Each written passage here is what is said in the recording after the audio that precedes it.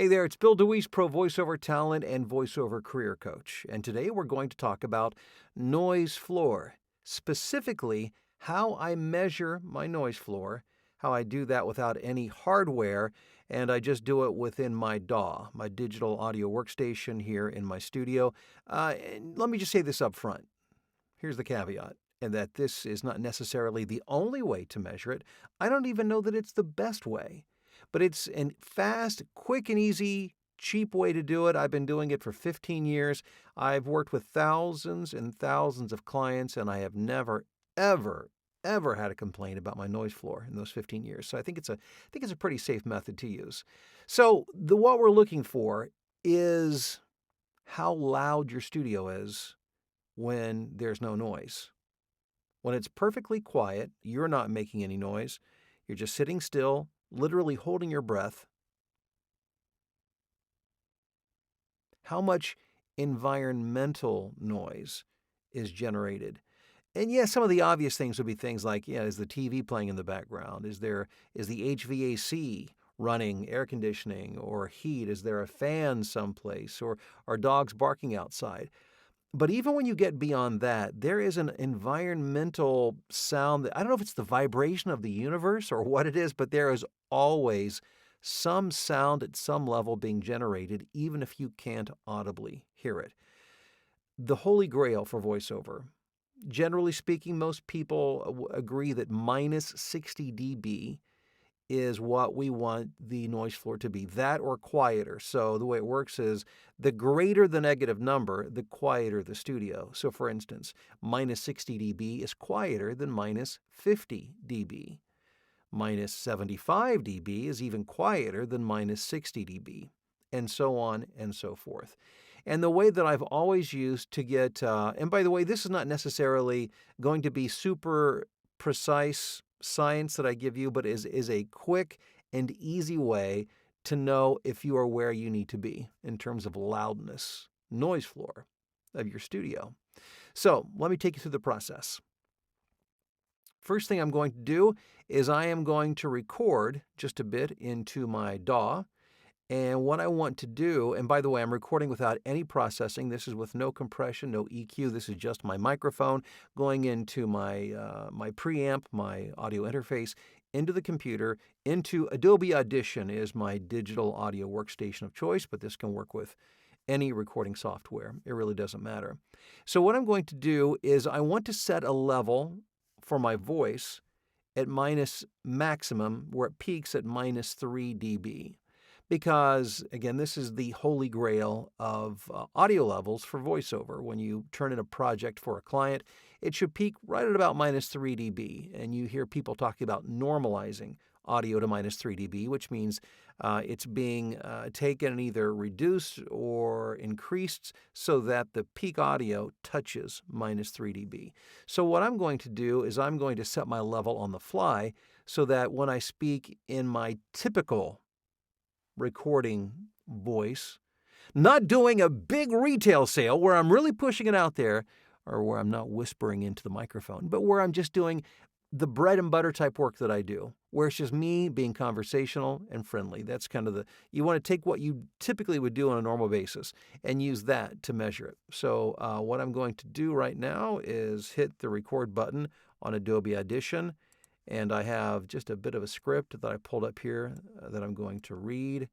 And then I'm going to adjust my levels to find out where I'm at. Now I can see right now that I'm peaking at about minus 12 dB. So I'm going to, and that's before I even start recording. So let me just increase that just a bit. I need to be able to see where I'm going. And let me just increase that until I can see my normal conversational voice as I'm talking to you right there. It peaked at minus 3 dB. Now let me record. So usually when you start recording, you tend to record a little louder.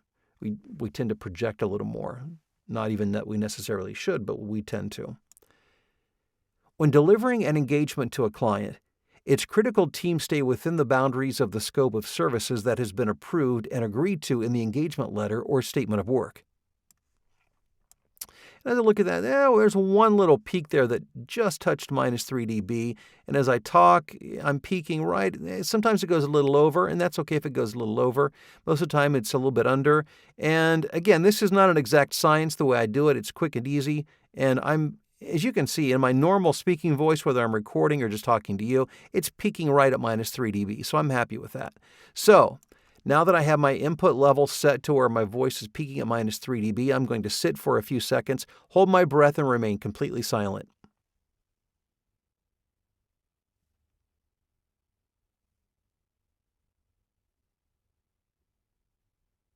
Okay. Now we're going to measure the noise floor by listening to how loud the audio was when I wasn't saying anything. In other words, when the studio is quiet, how much noise is generated. Now, as you look at it here in Adobe Audition, it's this part right here that I've highlighted on the screen. If you look here to the right, which is where it shows us our measurements, there's minus 3 dB, minus 1 dB, so on and so forth. It looks like there's nothing being generated at all. But I assure you, something is being generated. So what I'm going to do is I'm going to zoom in so that I can see that waveform. I'm going to zoom in. And now, see right here, the part that's white that's highlighted, now we're starting to see something. But I need to get that large enough so that I can actually see what it's measuring. Okay. So it is at its height there, it peaked at minus 64 dB, which is 4 dB quieter than minus 60 dB. So in other words, I don't know if you can see my mouse. You may have to enlarge your video to see this. But if it's touching that, it's fine. If it's below that, it's finer. It's better yet, it's quieter. So what we can see here is that my audio is peaking. Minus 66 is where it's mostly peaking at, but there's one or two little spikes that go up as high as minus 64. So I'm well within minus 60 dB. And again, when I readjust the screen, and I can see my voice peaking right around minus 3 dB. You can't see anything. And what that means is your client's not going to hear anything. Now, you may be thinking, well, why don't we just silence it? Why don't I just select it and hit, in this case, right-click and hit silence, so that now when I increase it, there's nothing. It's complete silence. There's this weird thing that happens when we hear silence that it draws our attention, it draws our ear to it. It's a vacuum that we're not accustomed to because we are not accustomed to silence. The idea of when we get into the editing and recording of audio is that we don't want to do anything that detracts or distracts our audience from what we're saying. If we have a loud, noisy background, that's a distraction. If we have complete silence, if you're silencing between the phrases or the sentences, that's a distraction because it's like nothing's there. And we can hear that as human beings, and it draws our attention, and it sounds awkward and unnatural. That's why having a noise floor of right around minus 60 dB is completely natural, because to the human ear, it doesn't say, hey, check it out, it's quiet over here. It's quiet without being a vacuum of nothingness. So again, better to have a noise floor or right around minus 60 dB than to have complete silence.